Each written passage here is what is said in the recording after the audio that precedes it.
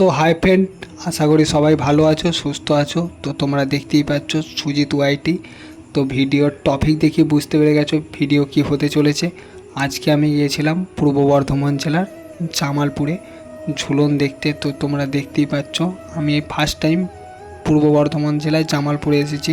তো খুবই ভালো লাগলো। জামালপুর ব্রিজ থেকে আসার পর দেখলাম এইখানে ঝুলনটা প্রায় 1 থেকে 1.5 কিলোমিটার রাস্তা ওপরে বসেছে। তো খুবই সুন্দর, এত দোকান আগে কখনো দেখিনি ঝুলনে। তো খুবই ভালো লাগলো। ও কারা কারা জামালপুর থেকে দেখছো অবশ্যই কমেন্ট সেকশানে জানাবে। আর কারা কারা জামালপুরে ঝুলন দেখতে গেছো তারাও অবশ্য কমেন্ট সেকশানে জানাবে। ঝুলন আমাদের বাড়ি থেকে ঝুলন দেখতে আসার মেন কারণ হচ্ছে আমাদের বাড়ি থেকে এত দূরে ঝুলন হয় আমার জানা ছিল না। বন্ধুরা বললো, বন্ধুদের কথায় চলে এলাম এক কথায়। তো আমাদের বাড়ি থেকে প্রায় 45 কিলোমিটার জুড়ে ছিল জামালপুর। তো বাড়ি থেকে বার হয়েছিলাম প্রায় দুপুর 2টো নাগাদ, কেননা এতটা রাস্তা আসবো।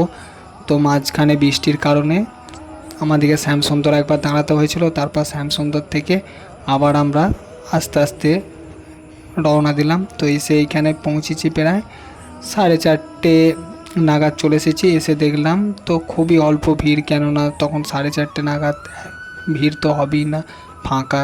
ম্যাক্সিমাম ভিড় হতে গেলে সন্ধ্যের সময় লাগবে। তো তোমরা দেখতেই পাচ্ছ মন্দিরের দিকে যাচ্ছি এখন।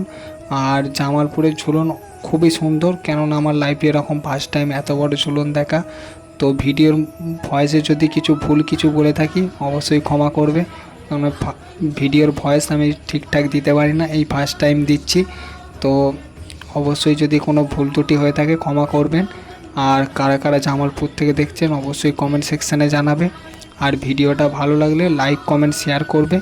আর তোমাদের উদ্দেশ্যে একটাই কথা বলি, কমেন্ট সেকশানে অবশ্যই রাধে কৃষ্ণ লিখে যাবে, কেননা ঝুলন যাত্রা মানেই রাধাকৃষ্ণ। তো বন্ধুরা তোমরা দেখতেই পাচ্ছ এখন খুবই তাড়াতাড়ি এইদিকে মেঘও ধরেছে, তার জন্য বৃষ্টির কারণে খুবই তাড়াতাড়ি হাঁটছি আমরা, যাতে তাড়াতাড়ি দেখে আর কি কোনো একটা জায়গায় দাঁড়াতে পারি, বৃষ্টি চলে এলে না হলে ভিজতে হবে দাঁড়িয়ে। তো তোমরা দেখতেই পাচ্ছ মন্দিরের ভেতরে আমরা ঢুকে চলে এসেছি প্রায়। আর মন্দিরের ভিতরে প্রবেশ করব। তো তোমরা দেখতেই থাকো ভেতরের দৃশ্যটা কত সুন্দর, জাস্ট বলার মতো নয়। আমি এরকম কোনো জায়গায় দেখিনি, অনেক জায়গায় ঝুলন দেখেছি, অনেক ধরনের স্ট্যাচু করা থাকে, তারপর আরও অন্য অন্য দৃশ্য থাকে, কিছু থিম তৈরি করে। তো এখানে দেখলাম যে অন্যরকম পুরোটাই। তো মন্দিরটার ভেতরে ঢুকিয়ে দেখি নানা রকম মূর্তির ছবি তুলে ধরেছে। তো তাতে নামও দেওয়া আছে অনেক কিছু। এরকম নাম নাম পড়ে পড়ে শোনাতে গেলে অনেকটাই সময় লাগবে, তার জন্য নামগুলো পড়ে শোনানো নেই। আমি দাঁড়িয়ে দাঁড়িয়ে অনেকটা নোটিস করেছিলাম নামগুলোর, খুবই সুন্দর লাগছিল। তো তোমরা দেখতেই পাচ্ছ রাধাকৃষ্ণর মূর্তিটা খুব ভালো করে দর্শন করুন ও অবশ্যই কমেন্ট সেকশানে রাধাকৃষ্ণর নাম লিখে যাবেন। তো দেখতেই পাচ্ছ থিমগুলো কত সুন্দর সুন্দর করা, আর প্রত্যেকটাতেই নাম লেখা আছে খুবই সুন্দরভাবে।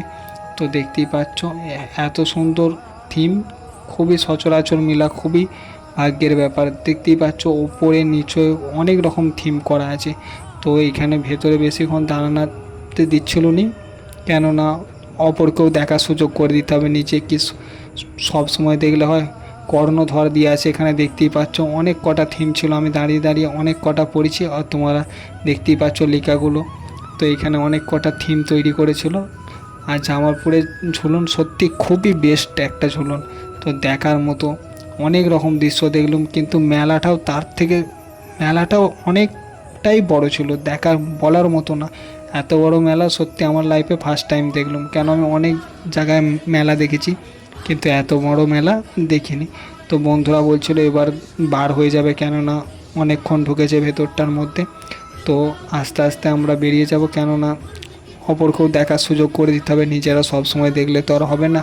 তো অবশ্যই কমেন্ট সেকশানে রাধাকৃষ্ণ লিখে যাবেন। দেখতেই পাচ্ছ রাধাকৃষ্ণর ওখানে একটা মূর্তি বসানো ছিল, ওইটা সবাই একটু করে দুলাচ্ছিল, খুবই ভালো লাগলো দেখে দৃশ্যটা।